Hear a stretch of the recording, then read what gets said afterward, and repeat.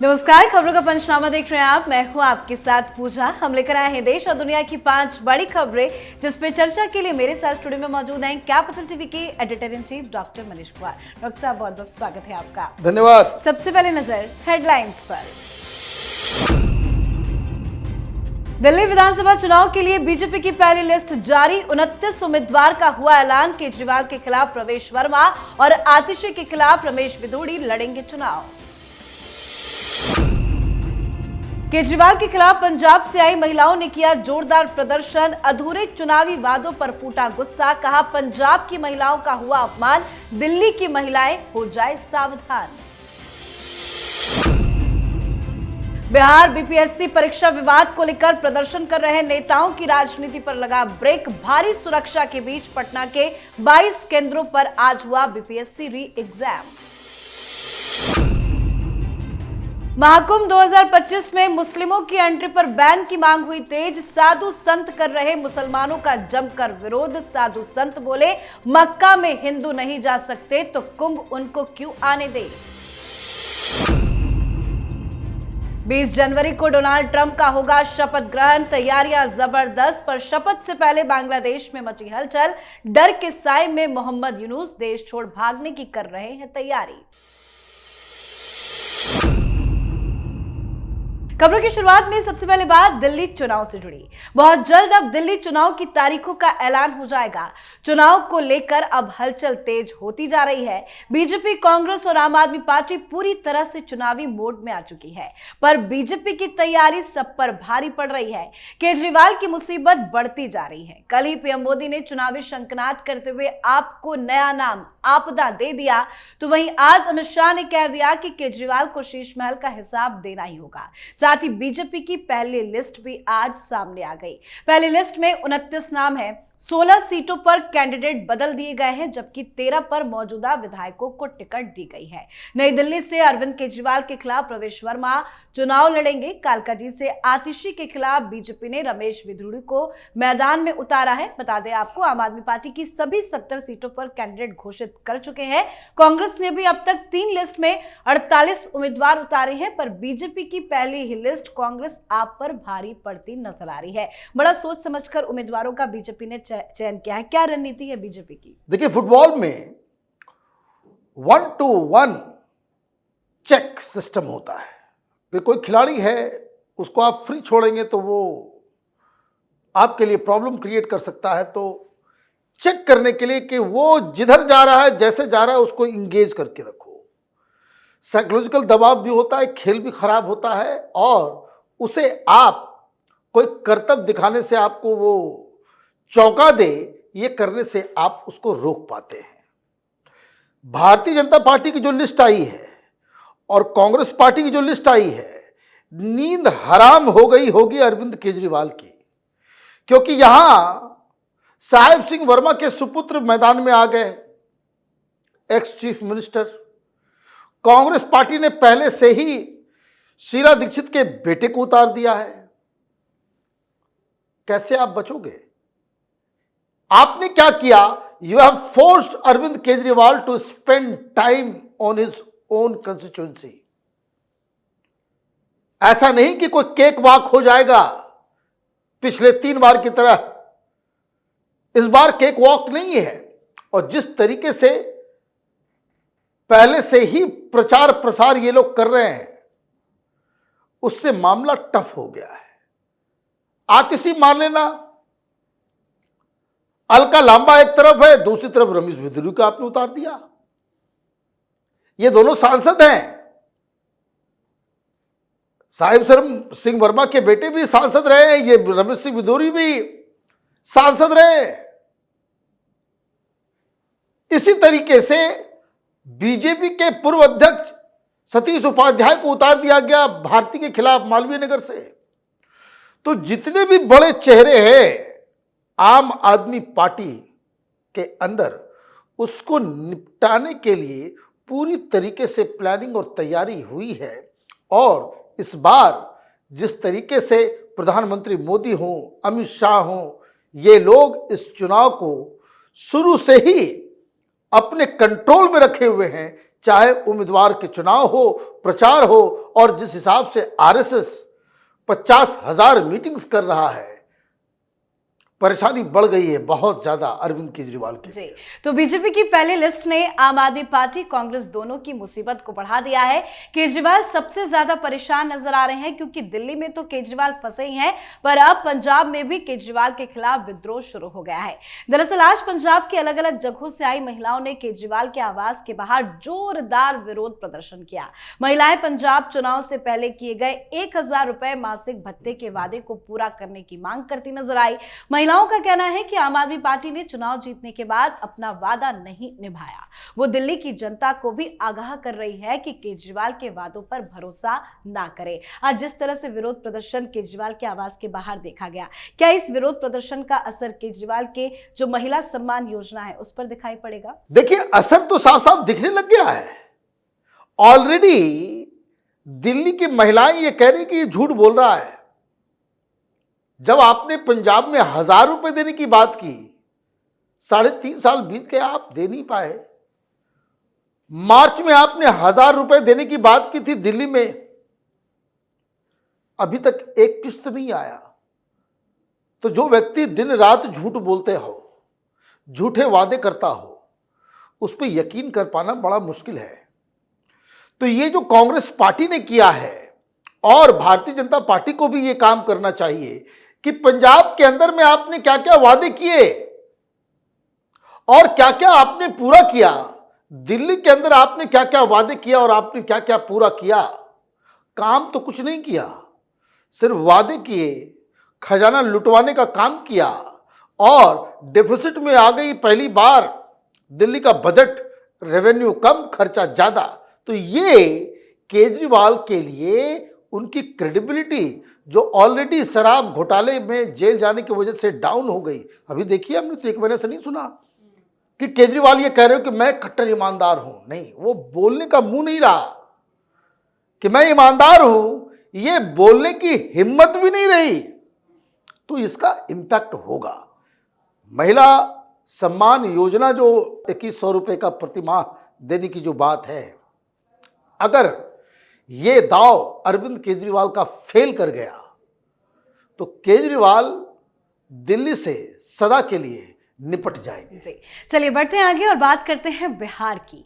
बिहार में BPSC 17वीं PT परीक्षा को रद्द कराने की मांग को लेकर बिहार में जमकर राजनीति हुई। तेजस्वी यादव, जनसुराज के प्रशांत किशोर और सांसद पप्पू यादव जैसे तमाम नेता लगातार इस मुद्दे को लेकर सड़कों पर उतरते दिखे। छात्रों की बात करते हुए कांग्रेस और भाकपा माले के नेता भी इस विरोध के साथ खड़े रहे। पर इसी विरोध के बीच आज पटना के 22 केंद्रों में बीपीएससी की री एग्जाम परीक्षा हुई है। सुरक्षा के भरपूर इंतजाम के साथ आज री एग्जाम कराए गए। बीपीएससी के री एग्जाम में लगभग 6,000 कैंडिडेट ने भाग लिया।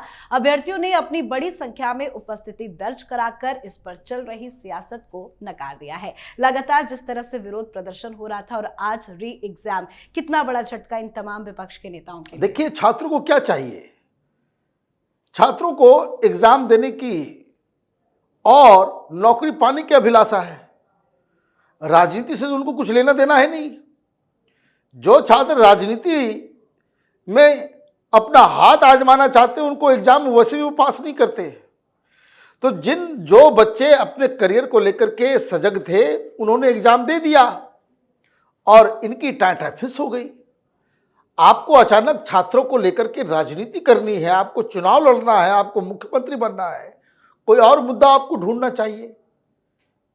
बच्चों की जिंदगी को मोहरा बनाकर अगर आप राजनीति करना चाहते हो, ये घटिया किस्म की राजनीति है।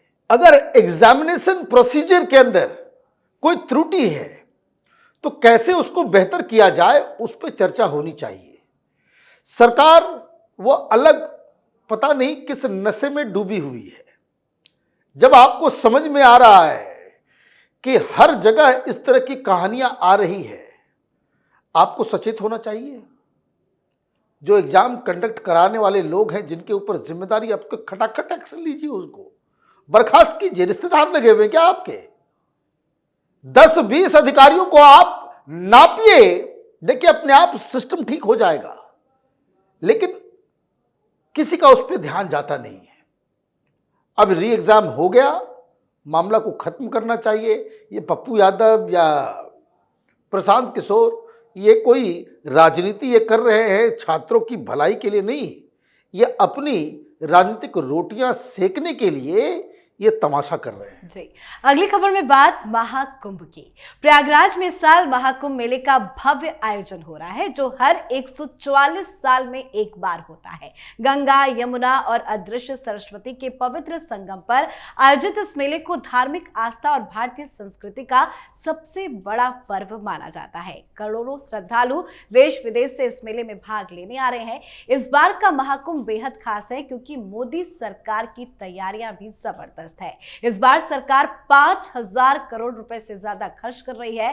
पिछले कुंभ के मुकाबले इस बार 3 गुना ज्यादा श्रद्धालु भी पहुंच रहे हैं। 2013 में 12 करोड़ श्रद्धालु आए थे, इस बार 40 करोड़ के आने का अनुमान है, यानी 28 करोड़ ज्यादा। इसके लिहाज से मेले का आकार भी बढ़ाया गया है। 40 वर्ग किलोमीटर को सजाया गया है और चमकाया जा रहा है।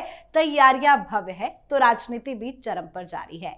पीएम मोदी ने नारा दिया कि महाकुंभ का संदेश एक हो पूरा देश का मंत्र सभी लोग आत्मसात करें। तो वहीं अब हिंदू मुसलमान की राजनीति भी शुरू हो गई है। इस महाकुंभ के जरिए हिंदुओं की एकजुटता का संदेश भी दिया जा रहा है, तो वहीं महाकुंभ में मुसलमानों की एंट्री बैन की मांग बढ़ती जा रही है।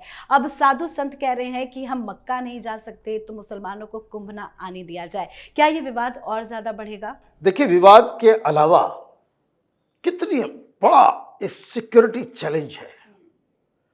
पुलिस अधिकारियों को सैल्यूट है कि जो लोग इतने बड़े आयोजन का सुरक्षा व्यवस्था कर रहे हैं और किस संदर्भ में और किस माहौल में, यह भी समझने की आवश्यकता है।